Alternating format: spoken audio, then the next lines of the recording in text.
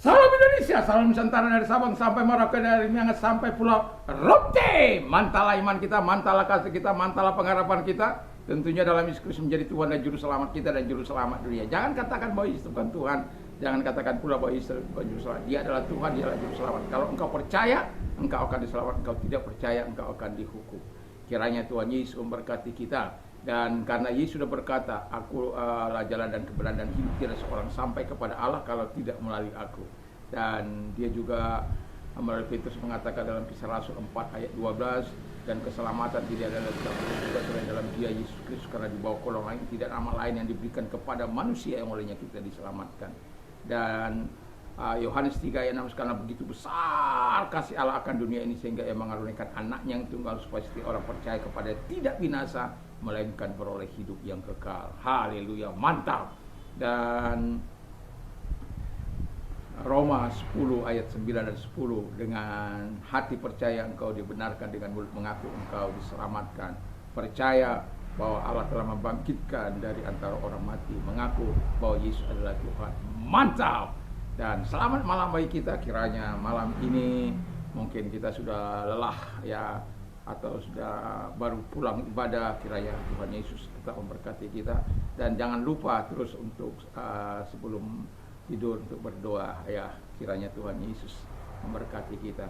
Dan sebelumnya mari kita berdoa. Terima kasih Tuhan, biarkan kami melakukan segala sesuatu untuk Tuhan, di dalam nama Yesus. Haleluya, amin. Saya akan membacakan Kolose 3 ayat 23-24.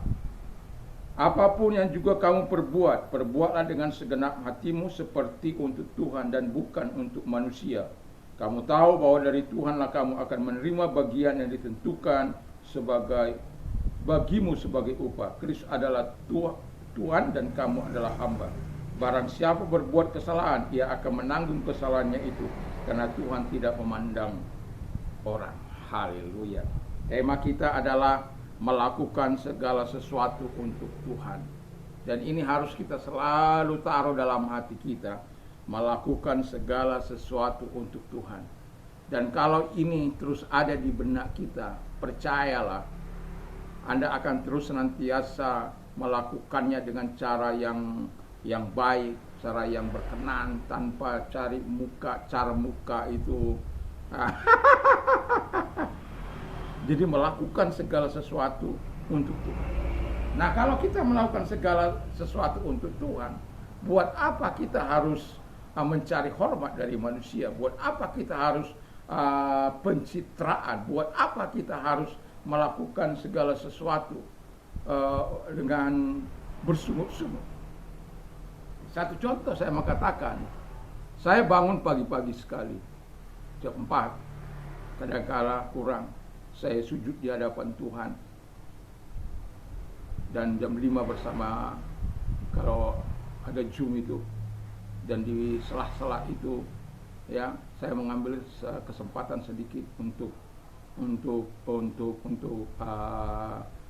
menyetrika dan mencuci pakaian, karena pakaian kami tidak terlalu banyak, paling 8 potong sudah selesai, dan saya menyetrika itu. Dan setiap hari saya melakukan seperti itu, bukan karena terpaksa atau dipaksa, tapi saya melakukannya untuk Tuhan. Dan itu saya mau mengatakan kepada anak-anak saya, supaya mereka kelak bisa menjadi bapak yang baik. Saya di sini ya, ada di sini ini visi misi, baik sebagai suami, baik sebagai ayah, baik sebagai gembala, baik visi untuk kota, semua ada di sini. Jadi saya tidak berjalan dengan tidak ada tujuan, sekalipun ada tekanan, sekalipun ada masalah, tapi saya masih tetap berjalan on the track. Karena apa? Melakukan segala sesuatu untuk Tuhan. Dan ini menjadi ayat kegemaran saya, ayat kesukaan saya. Karena kita tahu bahwa dari Tuhanlah kita mendapat upahnya. Nah, yang pertama yang perlu kita katakan, melakukan segala sesuatu untuk Tuhan. Kita harus mengerjakannya dengan segenap hati. Kalau dalam 1 Korintus 16 ayat 14, kita harus melakukannya dengan kasih. Jadi kalau itu melekat kuat dalam pikiran kita melakukannya. Dan saya katakan tadi jam 6, saya dan keluarga berdoa bersama sampai jam 7. Artinya mau saya katakan, kegiatan rutinitas kita harus berada tetap di dalam Tuhan, dalam kendali Tuhan, dalam kontrol Tuhan. Kita berdoa itu bukan untuk hal-hal yang supaya dibilang hebat, tidak. Karena kita memang butuh Tuhan. Saya sebagai manusia, sebagai ayah, sebagai suami, sebagai gembala, saya butuh Tuhan setiap hari. Tengah malam saya datang pada Tuhan. Kami keluarga datang pada Tuhan bersama. Jadi untuk berdoa. Karena tidak ada kekuatan dalam menghadapi kejamnya dunia ini, ganasnya dunia ini, hanya dengan kekuatan kita. Dan ada banyak orang tergilas oleh situasi ini. Yang jatuh dalam perzinahan lah, yang jatuh dalam keserakahan lah, yang jatuh dalam godaan lah, dan lain sebagainya. Kalau kita melakukan dengan segenap hati kepada Tuhan, kepada Tuhan bukan kepada manusia, maka kita akan selalu berada dalam kontrol ilahi. Anak-anak saya kalau membersihkan rumah, saya katakan kalau membersihkan kamar mandi, buatlah sampai Tuhan itu tergerak hatinya. Artinya kalau engkau melakukannya untuk Tuhan, kamu tahu bahwa ini udah baik apa enggak gitu. Enggak mungkin masih ada noda, terus kamu katakan ini sudah disenangi Tuhan. Tidak. Kalau saya aja sebagai orang tuamu tidak senang dengan pekerjaan ini, apalagi Bapak disuruh. Itu ukuran saya kemanusiaan, apalagi dalam Bapak. Jadi ada standar yang harus kita lakukan dalam pekerjaan ini. Bukan hanya melakukan. Melayani Tuhan juga seperti itu. Jadi kalau saya melakukan pelayanan saya pagi sore ini, bukan karena supaya saya hebat, bukan. Ada orang-orang yang saya tahu bahwa ada mereka menantikan berita. Walaupun pada saat ini saya belum dapat bertemu dengan teman saya, tapi alat ini telah membuat kami, karena saya terlambat menjawabnya mungkin, yaitu Andreas Sujatmiko. Saya mengatakan kalau dimanapun engkau berada, kiranya Tuhan Yesus memberkatimu. Call. Teman seperayaan saya, waktu saya menjadi gembala muda, dia adalah sebagai pekerja saya. Jadi sekarang saya nggak tahu di mana dia, udah puluhan tahun. Tapi kiranya Tuhan memberkati dia, tetap berada, tetap di dalam eksis dalam pelayanan. Dan karena dia bertanya, apakah ini Pak Pendeta Simon yang di Ampenan itu? Ya, saya masih dia. Ada call, telepon nomor saya di setiap hari Minggu, walaupun di setiap hari lain tidak ada. Ya. Nah, melakukan segala sesuatu dengan segenap hati, dengan segenap hati kita kepada Tuhan, atau bukan dengan bersungut-sungut atau terpaksa dan dipaksa, bukan. Kadang-kala ada banyak remaja-remaja tidak menyadari ini. Kalau tidak dipaksa orang tuanya, diancam sedikit oleh orang tuanya, tidak mau melakukan dengan sukarela, dengan sukacita, seperti melakukannya untuk Tuhan, bukan untuk manusia, bukan untuk orang tuanya. Kalau semua sudah tahap pada pengertian seperti ini, melakukannya untuk Tuhan, saya yakin tidak ada lagi anak-anak muda yang memberontak kepada orang tuanya. Saya yakin tidak ada lagi gereja yang akan mengalami persekusi dari orang-orang yang merasa pejabat-pejabat itu, atau merasa orang kaya itu, dan lain sebagainya. Enggak ada lagi. Karena apa? Semua mereka, semua kita melakukan untuk kemuliaan Tuhan. Kalau kita semua melakukan untuk kemuliaan Tuhan, tentu kita menjaga nilai-nilai yang harus kita jaga. Yang kedua, kalau kita mengerjakannya dengan segenap hati untuk Tuhan, maka kita memperoleh upah dari Tuhan. Jadi upahmu itu dari Tuhan. Jadi kalau upah kita dari Tuhan, ya ada pujian Zaman dahulu kala kerja buat Tuhan terlalu manis, biar tanpa gaji sonder gaji terlalu manis. Ayo kerja, blas kerja, karena upahnya itu hanya dari Tuhan. Tapi saya seringkali mengatakan iman plus itu jauh lebih baik. Ya, artinya begini, iman plus itu ketika kita melayani Tuhan, kita tidak lagi diberatkan dengan tanggungan-tanggungan yang ada. Semua tersedia. Betapa indahnya kalau sudah sampai tahap seperti itu. Dan itu kita harus ingatkan kepada jemaat supaya pelayan-pelayan Tuhan menikmati iman plus itu.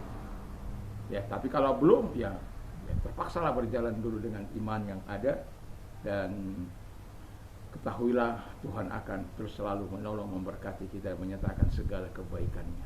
Karena dari Tuhan kita mendapat upahnya. Saya dulu waktu pertama ada di pulau ini, saya masih ingat ada satu tas itu, ada baju, ada buku di situ, satu tas. Berjalannya waktu, kemudian saya punya rumah, punya kebun.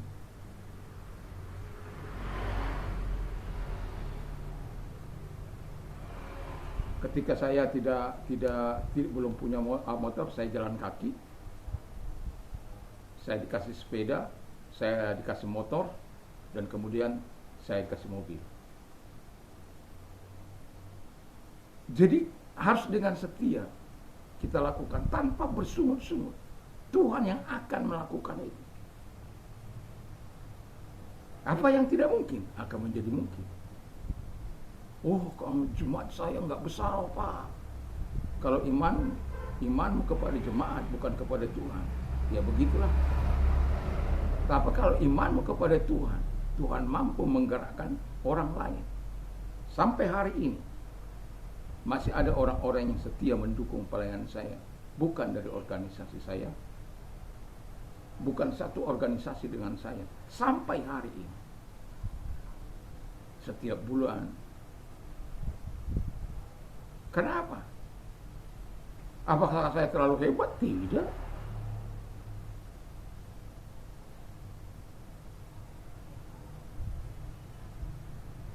Karena ketika mereka minta tolong, minta bantuan, kita lakukan dengan betul-betul hanya untuk kepada Tuhan. Dan Tuhan yang membalas, Tuhan yang menolong. Yang ketiga, siap menanggung risiko dari kesalahan. Ini ada banyak orang menanggung kesalahan, tidak siap, lemparkan kesalahan kepada orang lain. Ini kalau mau jadi pemimpin, melemparkan kesalahan kepada orang lain, gak usah jadi pemimpin. Pemimpin itu harus siap menanggung kesalahan anak buah. Ini ada pemimpin teras lagi, mempersalahkan orang lain. Harus siap menanggung, karena Tuhan tidak memandang muka. Mau kau hebat, mau kau ganteng, kamu cantik, gak ada itu bagi Tuhan. Tapi yang Tuhan mau ketika engkau salah, siap menanggung dan minta ampun sama Tuhan, kan selesai. Akui di hadapan Tuhan, akui di hadapan manusia, selesai. Tapi ada banyak orang seperti itu, tidak.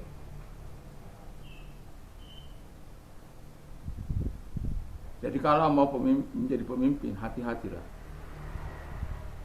Saya seringkali menjadi pemimpin itu bukanlah sesuatu yang mudah. Harus rela menjadi tong sampah, di mana tempat semua pembuangan hal-hal kadang-kadang nggak enak. Yang kedua, seperti hidup dalam akuarium kaca.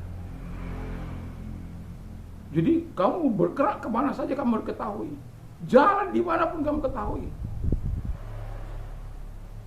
Itu sebabnya saya tetap menjaga diri untuk tidak membonceng seseorang wanita. Sorry.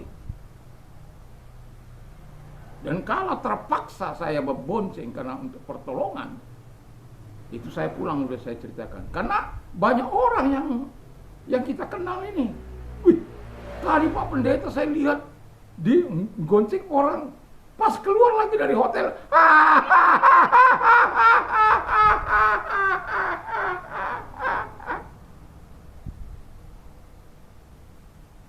Dan saya bilang, sebagai seorang pria, saya kalau naik motor membonceng orang itu yang bukan muhrim saya, itu sangat risiko. Saya hanya ingin menjaga nama baik